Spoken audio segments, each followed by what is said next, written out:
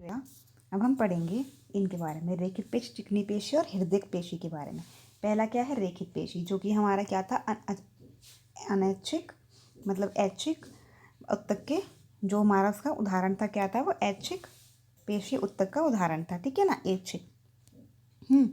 अब हृदय पेशी कैसे होता है, इस उत्तक की कोशिकाएं लंबी, बेलनाकार, शाखा रहित और बहुकेंद्रिकीय होती हैं। देखो बेटा, यहाँ पे डायग्राम बना हुआ है लेकिन ये थोड़ा क्लियर नहीं है। मैं आपको दूसरा डायग्राम दिखाती हूँ, उससे आपको अच्छे से पता लग जाएगा, ठीक है। लेकिन इससे पहले हम पढ़ लेते हैं। ये अस्थियां से जुड़ी होती हैं और पार्श्व में हल्के तथा गहरे रंग की धारियाँ होती हैं, इसलिए इन्हें रेखीय पेशी भी कहा जाता है। शरीर की सभी अस्थियों के साथ ये उत्तक जुड़ा होता है, जो शारीरिक गति में सहायक, इसे हम इच्छानुसार नियंत्रित कर सकते हैं, ठीक है। कैसी होती हैं इनकी कोशिकाएं, लंबी होती हैं, बेलनाकार होती हैं मतलब बेलन के जैसे होती हैं, शाखाहारी मतलब इनकी कोई शाखाएं नहीं होती, और बहुकेंद्रिक, इनमें बहुत सारे केंद्रक होते हैं, और ये अस्थियों से जुड़ी होती है। अस्थि जुड़ी होती है मतलब हमारी हड्डियों से जुड़ी होती है, और इसके पार्श्व में हल्के और गहरे रंग की धारियाँ भी होती हैं, इसलिए इन्हें रेखीय पेशी उत्तक कहते हैं। मतलब रेखाएं बनी होती हैं ना, इसलिए इनको रेखीय पेशी भी कहा जाता है। शरीर की सभी हड्डी से जुड़ी होती है ये, है ना, और वो हमारे शरीर को गति करने में सहायता करती है। मैं आपको उसका डायग्राम दिखा देती हूँ। ये देखिए बेटा, आप देख सकते हैं ना यहाँ पे, ये डायग्राम इसका, ठीक है। ये क्या है, बेलनाकार है ना, लंबी है, बेलनाकार है, शाखाएं नहीं है इसमें बहुत सारे केंद्रक हैं। ये देख रहे हो कितने सारे केंद्रक हैं, और इस पर जो साइड में क्या है, धारियाँ हैं, ठीक है। हल्की और गहरी रंगों की क्या है, धारियाँ दिख रही है ना, जैसे कि आपको, और आपको ये डायग्राम बनाना भी है, ठीक है। मैं फ़ोटो भेज दूंगी आपको, आपको ये डायग्राम बनाना भी है क्योंकि बहुत इंपॉर्टेंट एग्जाम में आता है।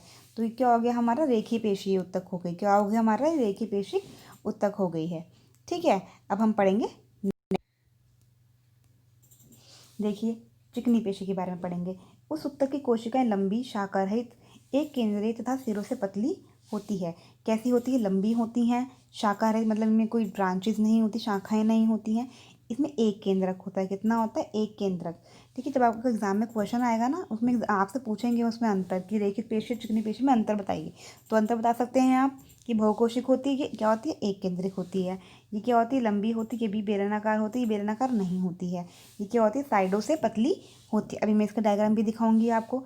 इस उत्तक में गहरी हल्की धारियाँ नहीं होती, इसमें धारियाँ नहीं होती हैं, इसलिए क्या बोलते हैं इसको, अरेखीय पेशी उत्तक भी कहते हैं, और चिकनी पेशी भी इसको हम इसलिए ही कहते हैं क्योंकि धारियाँ इसमें नहीं होती हैं। तो ये डिफरेंस आप लिख सकते हो ना इसमें, ठीक है। ये श्वसन नली, अमाशय आदि आंतरिक अंगों का निर्माण करती है। किसका, श्वसन नली का और अमाशय, पेट वगैरह का ये हमारा निर्माण करता है। इन उत्तकों से हमारा निर्माण होता है, इन अंगों का, ठीक है। और इसमें आप लिख सकते हैं कि ये अस्थि से जुड़ी होती हैं। तो ये डिफरेंस एग्ज़ाम में हमेशा, मतलब 100% मैं इंपॉर्टेंट बता सकती हूँ इसको, आता ही आता है एग्ज़ाम में। तो प्लीज़ अच्छे से तैयारी कर लेना डायग्राम की भी। मैं आपको अभी डायग्राम दिखा देती हूँ, वैसे देखो यहाँ पे बना हुआ ये डायग्राम, लेकिन मैं आपको और एक डायग्राम दिखा देती हूँ अच्छे से। ये देखिए बेटा, ये देख रहे हैं आप, ऐसे कैसी हैं ये, पतली, साइड से कैसी हैं, पतली, और इसमें केंद्र कितना है, एक ही है सिर्फ, ठीक है। और इनमें कोई धारियाँ भी नहीं होती हैं, इसलिए इनको चिकनी पेशी कहते हैं। समझ में आ गई, देखो पतली है ना, साइडों से दिख रही हैं आपको, और इसमें एक ही केंद्रक होता है, एक कोशिका में क्या होता है, सिर्फ एक केंद्रक ही होता है, ठीक है। ओके, अब हम नेक्स्ट पढ़ेंगे, ठीक है।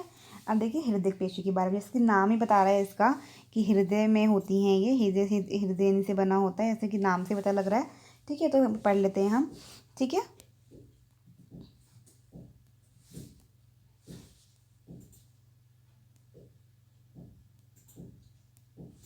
इस उत्तक की कोशिका एक केंद्र की मतलब इनमें भी एक केंद्रक होता है, बेलनाकार होती हैं ये भी, इनकी भी बेलन की तरह ही होती है इनकी शेप, और शाखान्वित होती हैं, ठीक है। कि शाखान्वित मतलब कि इनमें क्या होती हैं, ब्रांचेज होती हैं, शाखाएं होती हैं। हम इसमें वर्ड में हम ये भी लिख सकते हैं कि इनकी शाखाएं होती हैं। अगर आपको ये वर्ड समझ में नहीं आ रहा है तो इसमें लिख सकते हैं इनकी शाखाएं नहीं होती हैं। यह केवल हृदय में उपस्थित होती हैं, कहाँ होती है, सिर्फ हृदय में उपस्थित होती हैं। ये भी क्या है, अनैच्छिक पेशी का ही एक उदाहरण है। अनैच्छिक मतलब हम अपने तरीके से, अपनी मर्जी से इनको नियंत्रण नहीं कर सकते, और जीवन भर बिना थके लयबद्ध होकर फैलती व सिकुड़ती रहती है।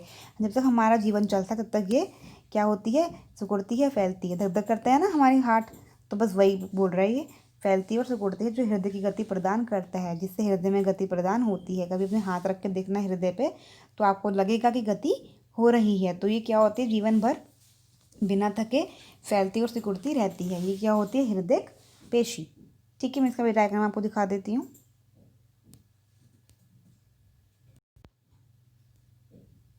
ये देख रहे हैं बेटा आप, इनमें क्या है, एक ही केंद्रक है सिर्फ। ये कैसी हैं, बेलनाकार हैं, बेलन जैसी इनकी शेप है, और इनमें शाखाएं भी हैं, जैसे कि आप देख सकते हैं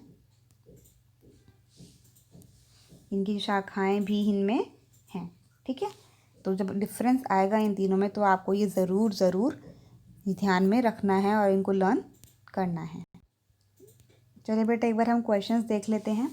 पेशी ऊतक का शरीर में क्या कार्य है, बताओ आप क्या कार्य है। ये आप बताएंगे खुद से ही, क्वेश्चन लिखा हुआ है, आंसर लिखा हुआ है। हृदय किस प्रकार की पेशी ऊतक से बना है, ये आप बताएंगे। ठीक है, और इनकी विशेषताएं भी लिखी हैं, जो हमारी हमने पढ़ा ना कि ऐसे दिखते कैसे हैं वो, तो हमें उनके बारे में लिखना है। रेखीय, आरेखीय और पेशी कोशिकाओं में अंतर स्पष्ट कीजिए। रेखीय कौन सी होती है, जो हम पढ़ा ऊपर, आरेखीय कौन सी, जो हमने चिकनी वाली पढ़ा, और हृदय, मैंने कहा था ना डिफरेंस बहुत इंपॉर्टेंट है। देखो इन्होंने क्वेश्चन दे भी दिया है, तो इन तीनों में आपको डिफरेंस बताना है। ठीक है, अनैच्छिक पेशी ऊतक क्या होते हैं, ये भी हम पता है हमें, जो हम अपनी मर्जी से, जिनको हम नियंत्रण नहीं कर सकते, वो होते हैं। और यहाँ ये कहाँ स्थित होते हैं, ये कहाँ पे होते हैं, ये भी आप बताएंगे। हृदय में होते हैं, आहार नली में होते हैं, श्वसन नली में होते हैं। ठीक है, ये हम उसमें लिख सकते हैं, लेकिन आपको अच्छे से आंसर लिखना है। ये नहीं कि बहुत बड़ा आंसर लिखना होता है, ऐसा कभी नहीं होता साइंस में। छोटा आंसर लिखो, लेकिन बिल्कुल टू द पॉइंट, मतलब कि आंसर उसमें, मतलब जो पूछा है वो बिल्कुल बता दो एक लाइन में। ठीक है, तो मार्क्स नहीं करते, लेकिन आप कहानियाँ लिखते हो ना, कोई फ़ायदा नहीं है, कुछ नहीं मिलता उनका। ठीक है, तो अभी हम, ठीक है, वीडियो यहीं ख़त्म करते हैं बेटा। अब हम डिस्कशन करेंगे।